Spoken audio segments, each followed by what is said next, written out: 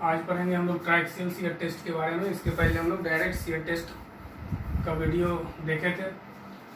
ये टेस्ट क्या है? ये मॉडिफाइड टेस्ट होता है डायरेक्ट शियर टेस्ट का। मतलब ये जो टेस्ट है तो थोड़ा लिखते हुए जाते हैं। This test is modified form of this test is modified form of direct shear test and may be performed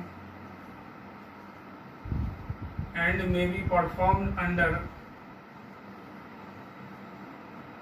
drained condition। मतलब इसके पहले हम लोग डायरेक्ट शियर टेस्ट में देखे थे कि उसमें जब टेस्ट करते हैं तो हमारा कंट्रोल नहीं रहता है ड्रेनेज पे। मतलब वाटर क्या होता है, सीप आउट होते रहता है, नीचे परमिएबल प्लेट रहता है उसके अंदर। लेकिन इस टेस्ट में हम लोग ड्रेनेज को कंट्रोल कर सकते हैं। मतलब अनड्रेन टेस्ट भी कर सकते हैं और ड्रेन टेस्ट भी कर सकते हैं। अनड्रेन मतलब होता है वाटर जिस टेस्ट से बाहर नहीं आए, और ड्रेन टेस्ट बोलते हैं जिस टेस्ट में वाटर सैंपल से बाहर आने लगता है, उसको हम लोग बोलते हैं ड्रेन टेस्ट। मतलब इस टेस्ट को भी हम लोग ड्रेन टेस्ट के कंडीशन में भी कर सकते हैं और अनड्रेन टेस्ट के कंडीशन में कर सकते हैं। यानी ये जो है मॉडिफाइड फॉर्म है किसका? ड्रेन टेस्ट का। ये मॉडिफाइड फॉर्म है डायरेक्ट शियर टेस्ट का। और इसको हम सभी तरह के सॉइल के लिए यूज कर सकते हैं। जबकि इसके पहले हम लोग देखे थे डायरेक्ट शियर टेस्ट ओनली हम लोग सैंडी सॉइल के लिए अप्लीकेबल होता है, लेकिन ये ट्राइक्सियल शियर टेस्ट ऑल तरह के सॉइल के लिए अप्लीकेबल होता है। It can be used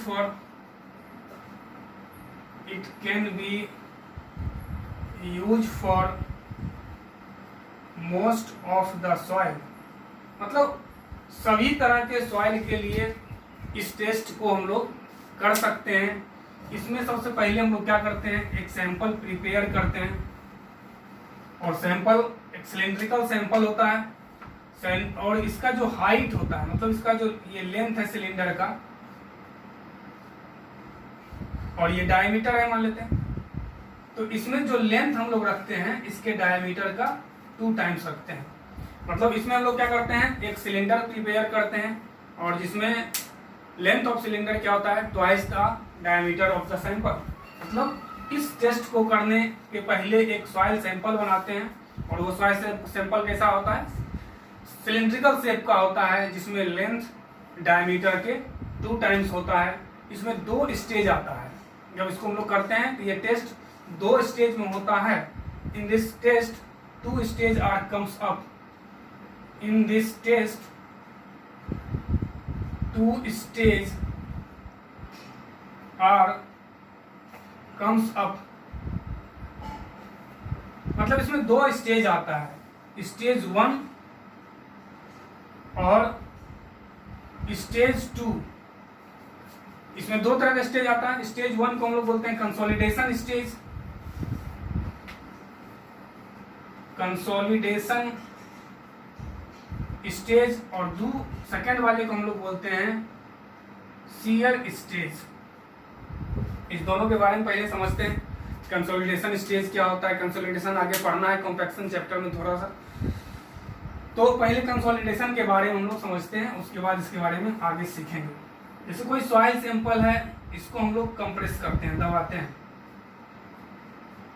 तो जब दबाते हैं तो इसका हम लोग जानते हैं कि सॉइल में वॉइड्स होता है, और वॉइड्स में एयर होता है, वाटर होता है, या एयर या वाटर होता है। उसके अनुसार हम लोग ड्राई, फुल्ली सैचुरेटेड और पार्शियली सैचुरेटेड कंडीशन बोलते हैं। जब सॉइल को हम लोग कॉम्पैक्ट करते हैं तो ये जानते हैं कि कॉम्पैक्शन के कारण इसका वॉल्यूम चेंज होता है सॉइल का। और वॉल्यूम किस लिए चेंज होता है, क्यों चेंज होता है? क्योंकि इसका जो वॉइड्स है उसका साइज क्या होता है, चेंज होता है, घटते जाता है। इसके कारण क्या होगा, सॉइल का वॉल्यूम चेंज होता है। तो ये घटता है तो इससे क्या निकलता है, या तो एयर निकलेगा और वाटर निकलेगा।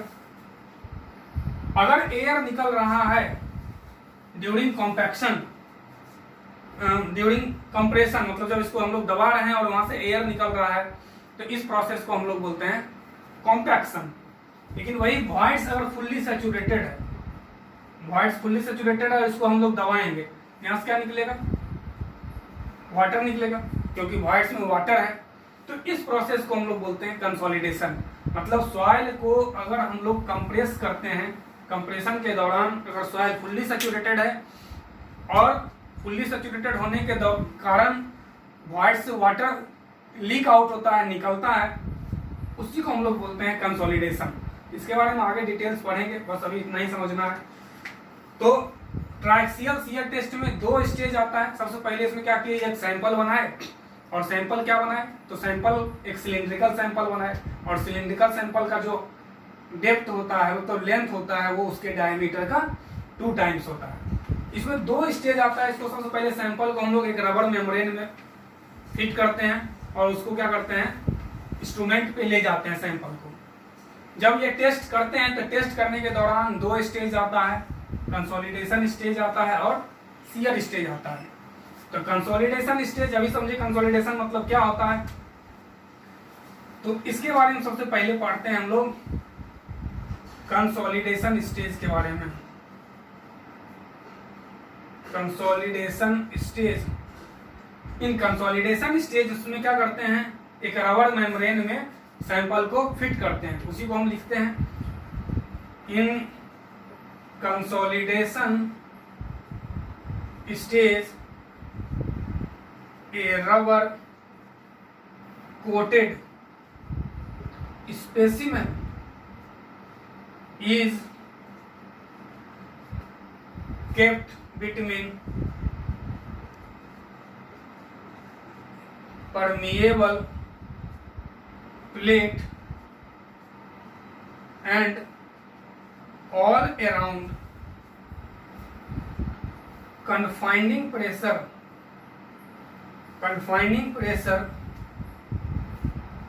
जिसको हम लोग सिग्मा सी या सिग्मा 3 बोलते हैं, सिग्मा 3 के बारे में पढ़े थे, इज अप्लाइड।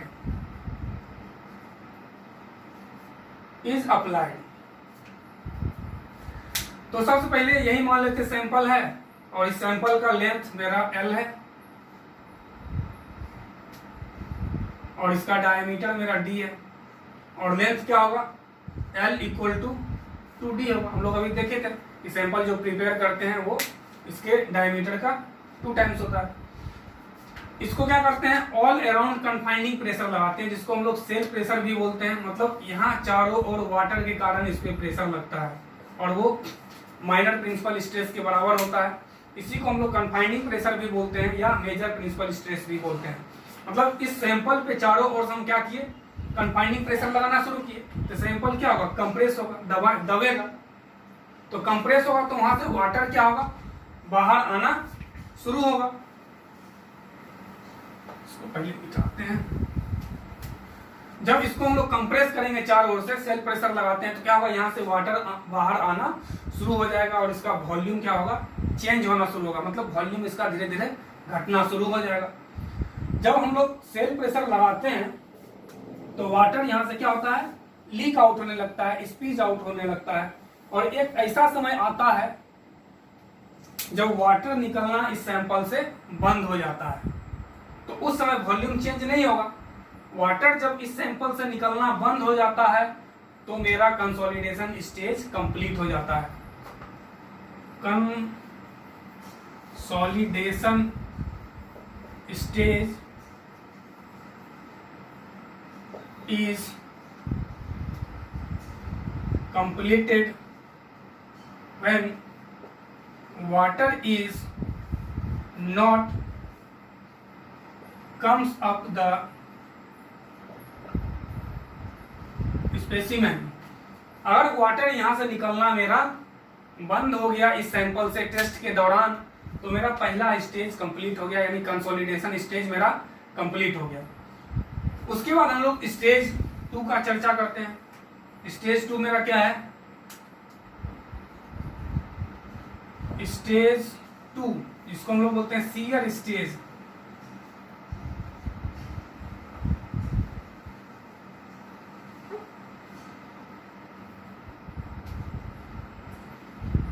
स्टेज 2 को शियर स्टेज बोलते हैं। इस स्टेज में हम लोग क्या करते हैं, एक एक्स्ट्रा प्रेशर लगाते हैं।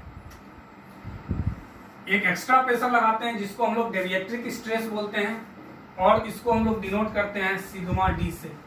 डेविएट्रिक स्ट्रेस क्या करते हैं हम लोग, सिग्मा डी से इसको डिनोट करते हैं। और जब ऊपर से एक एक्स्ट्रा एक्सियल स्ट्रेस लगाते हैं तो टोटल स्ट्रेस जो है यानी सिग्मा 1, पहले से सिग्मा 3 लग रहा था ऊपर से, और फिर हम लोग क्या अप्लाई किए सिग्मा डी, यानी सिग्मा मेजर प्रिंसिपल स्ट्रेस बराबर sigma cell pressure plus deviatoric stress हो गया। जब ऊपर से एक्स्ट्रा लोड लगाते हैं तो सॉइल जहां जिस प्लेन में वीक होगा उस प्लेन से ये क्या हो जाता है, ब्रेक हो जाता है, टूट जाता है।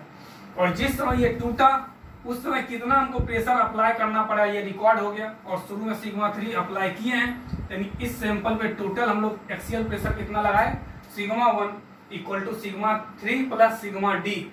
यानी सेकेंड स्टेज में क्या करते हैं हम लोग कि एक्स्ट्रा प्रेशर जिसको हम लोग डेविएट्रिक स्ट्रेस बोलते हैं, ये पूछा जाता है एग्जाम में कि डेविएट्रिक स्ट्रेस हम लोग कब लगाते हैं, तो ये सेकेंड स्टेज में लगाते हैं जब मेरा शियर स्टेज स्टार्ट होता है तब, जिसके कारण क्या होता है सॉइल सैंपल एक किसी भी जो वीकेस्ट प्लेन होगा वहां से फेल कर जाएगा। और यही मेरा मोटो है निकालना इस शियर टेस्ट में कि कहां से सॉइल मेरा फेल हुआ और उसको फेल होने के लिए कितना स्ट्रेस हम लोग को लगाना पड़ा। यानी यहाँ से हम लोग ये तो रिकॉर्ड हो जाएगा टोटल, और पहले से सिग्मा 3 पता है सेल प्रेशर, यहाँ से डेविएट्रिक स्ट्रेस कितना हो जाएगा सिग्मा 1 माइनस सिग्मा 3, ये पूछा जाता है एग्जाम में ऑब्जेक्टिव में, इसलिए इसको याद रखना है कि डेविएट्रिक स्ट्रेस जो होता है वो major principal stress minus minor principal stress, या बोल सकते हैं हम लोग major principal stress minus cell pressure, यानी सिग्मा 3 को हम लोग सेल प्रेशर यहाँ पे बोलते हैं। तो ये हम लोग का था ट्राइक्सियल शियर टेस्ट। इसमें कुछ मेरिट और डिमेरिट है, इसका पहले मेरिट के बारे में हम लोग चर्चा करते हैं। Merit of triaxial shear test, merit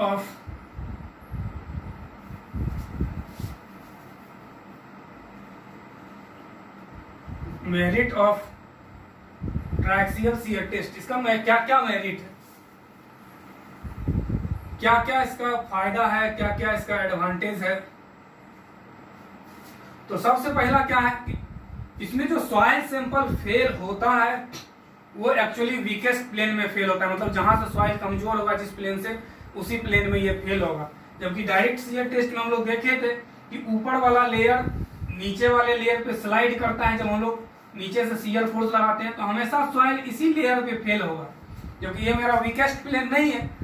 और जबकि ट्राइक्सियल शियर में जो ओरिजिनल मेरा वीक प्लेन है सॉइल वहीं से फेल करता है, इसलिए इसका ये मेरिट है कि इस टेस्ट से हम लोग सॉइल अगर कोई सैंपल है तो उसका सबसे कमजोर प्लेन कौन सा होगा, वीक प्लेन कौन सा होगा, हम लोग ट्राइक्सियल शियर टेस्ट की मदद से निकाल सकते हैं। दूसरा हम लोग देखे थे कि इस टेस्ट में वाटर स्पीच आउट होते रहता है, मतलब बाहर निकलते रहता है, ड्रेन होते रहता है, मतलब इसमें वाटर को हम लोग रोक नहीं पाते हैं। लेकिन इस टेस्ट में हम लोग इसको ड्रेन कंडीशन में भी कर सकते हैं, मतलब वाटर निकलते रहेगा फिर भी कर सकते हैं, और अनड्रेन कंडीशन में भी कर सकते हैं, मतलब वाटर जब यहीं निकले उस कंडीशन में भी इस टेस्ट को कर सकते हैं। इसका ये दो मेरिट है। तीसरा है कि हम देखे थे कि डायरेक्ट शियर टेस्ट में पोर वाटर प्रेशर, मतलब जो वॉइड्स में वाटर है और जब हम लोग एक्सटर्नल प्रेशर इस पे अप्लाई करते हैं तो वॉइड्स में जो वाटर होता है वो all around surface of voids पे क्या करता है, प्रेशर लगाता है। ये कितना प्रेशर लगा रहा है इसको हम लोग डायरेक्ट शियर टेस्ट में मेजर नहीं कर पाते हैं, ये हम लोग देखे थे पिछले क्लास में, पिछले लेक्चर में। जबकि ट्राइक्सियल शियर टेस्ट में पोर वाटर प्रेशर को मेजर करने के लिए भी इंस्ट्रूमेंट लगा हुआ रहता है, हम लोग पोर वाटर प्रेशर को मेजर कर सकते हैं। और चौथा इसका एडवांटेज क्या है कि सभी तरह के सॉइल के लिए ट्राइक्सियल शियर टेस्ट हम लोग अप्लाई कर सकते हैं, लेकिन डायरेक्ट शियर टेस्ट को ओनली हम लोग सैंडी सॉइल के लिए अप्लाई कर सकते हैं। ये इसका मेरिट था और ये मेरा ट्राइक्सियल शियर टेस्ट था। अगले क्लास में अगला टॉपिक पढ़ेंगे।